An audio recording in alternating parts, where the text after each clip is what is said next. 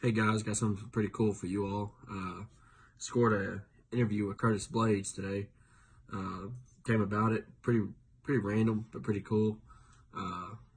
Just saw Justin Willis still talking smack on Instagram, and I happened to comment on it and just said, something along the lines like, "Hey, Curtis Blaydes can keep talking about you as much as he wants, just because he dominated you in the fight, and that's all there was to say about it." And Justin Willis got offended, I guess, and blocked me. So I screenshot it and I ended up sending it to Curtis, and Curtis actually messaged me back and told me I was kind of interested in an interview, and thankfully he was nice enough to give me the time, and it was pretty awesome. Got some nice details and stuff out of him, and shout out to Curtis. Hope y'all enjoy. Thanks.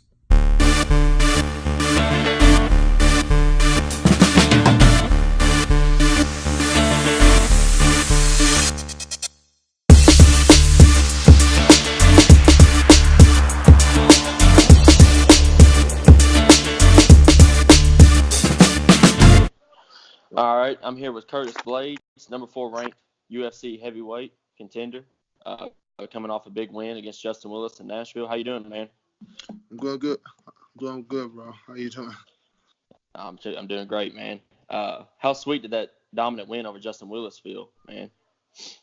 Uh, it was real good. I mean, any win in the UFC is a major accomplishment, but that one was a little different because he throughout the week prior he was doing a lot of smack talking, which is the first for me. I've never had to deal with that, so that's what made it a little more special of a victory. Well, you performed greatly, man. I mean, for your first time, having a competitor that's going to talk smack to you, you showed up for sure, man. I was there to see it live. It was an awesome performance. What do you think about him still talking even after your dominant win?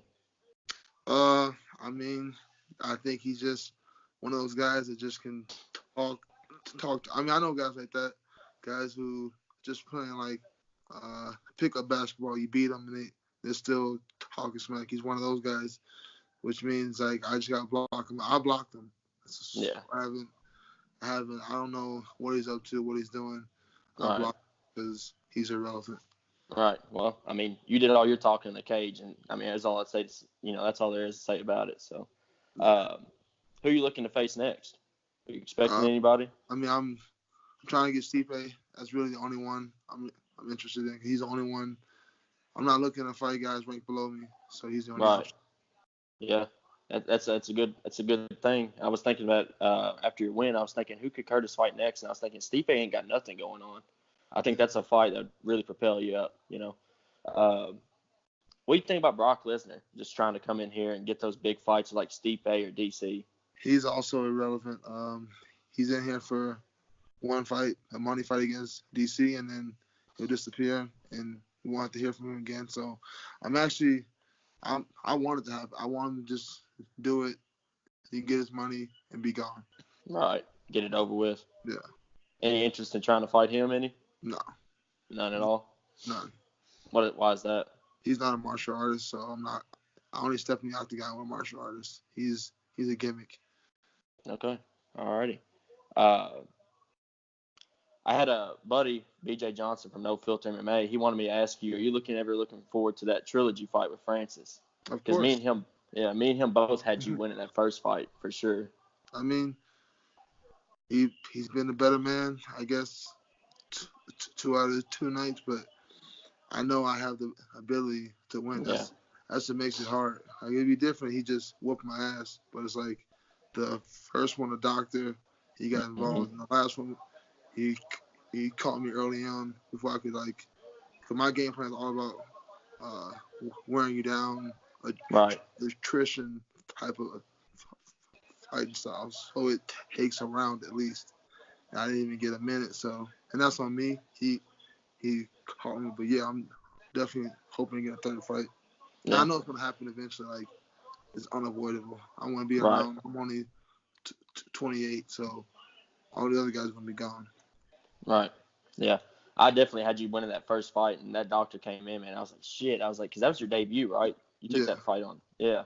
And I was like, he's on his way to stopping this hype for Francis, and then that doctor just called it. But Yeah, me and BJ both said you've got the tools to definitely beat him. But good stuff. Does it ever bother you when the uneducated, like the uneducated crowd, like boos anytime when you It doesn't. implement your wrestling stuff? It doesn't bother me like in the midst of the fight. No, I don't care what they're doing. But Yeah. afterwards, yeah, when you watch the fight, you're like, are they booing me? And yeah, Yeah. I mean, it's a little frustrating, but it's not going to cause me to deviate from my plan. Right. My coaches believe in my game plan, and that's all I need. That's the only confidence or that's the only voices I need to believe in me. I don't care if the crowd doesn't like it. It works. So. Well, that talk from Justin Willis, he was talking a lot about that you were boring to watch and stuff like that. I mean, you stunned him with that big right hand in the second round, and then, I mean, personally, that Alistar Overeem finish, man, those elbows, that was some nasty stuff. Like, I mean, if anyone ever like agrees with him and says it's that you're not entertaining, I mean, they're just not educated about the sport, I have the ability to do that. Is just I don't force. If it's there, I go over him. I didn't force that. That just Right. organically appeared. Like he dropped his guard and elbows were able to land.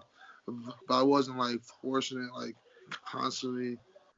I just if you're gonna allow me to just be on top of you and land little over under shots, I'll do that.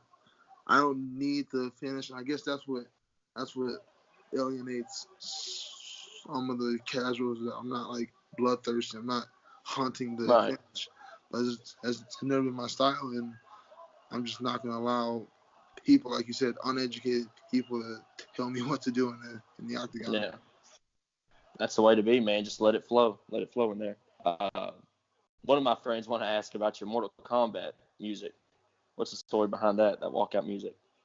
I mean, it's not like it really came down to the UFC has a lot of rules when it comes to walkout. And they bend those rules for certain dudes. I'm not one of those dudes yet, so you can't have profanity in your songs, which automatically Eliminates a lot.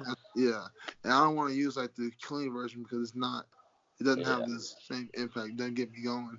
So I needed like just an instrumental that could like get me going. And I was just thinking about, and I went through like I don't know. I was just playing around in my head like, oh, I could use Pokemon or whatever. I wasn't gonna do that. I was just like brainstorming, and then I started going through video game intro songs, and I stumbled across Mortal Kombat. I went to YouTube. I was like, okay, I can do it. So that's kind of the story.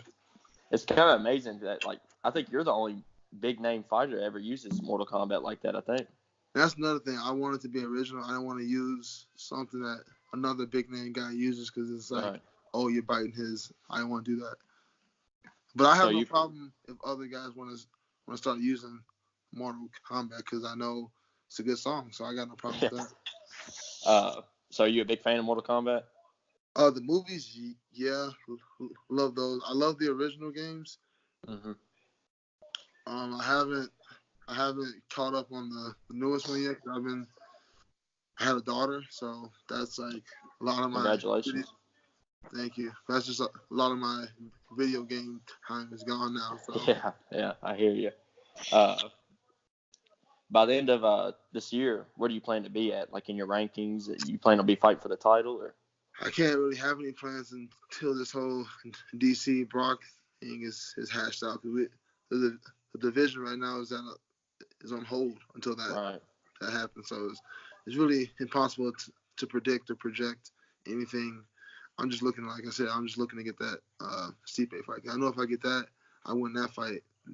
I'm at least guaranteed an opportunity to fight for the belt. So that's really the main word right now. That's a good way to look at it because, in my opinion, I feel like if you got the Stipe fight, if you won that, I'd say pair you up with the winner of Ngannou and Dos Santos, and then y'all fight for the whoever wins that fights for the title. That sounds pretty clear cut. That would be a best case scenario right there. Mm-hmm. So, but like I said, it's impossible. It may not go that way. Who knows? Right. Yeah, it's crazy. It's crazy how MMA turns out sometimes. Who you picking in the fights tonight? Co-main event, main event. The main, I'm going Max. I know it's gonna be a banger, but I'm going Max. I just believe he's got that. He's got the dog in him. He can get rocked. It doesn't scare him. He kind of reminds me of Gaethje.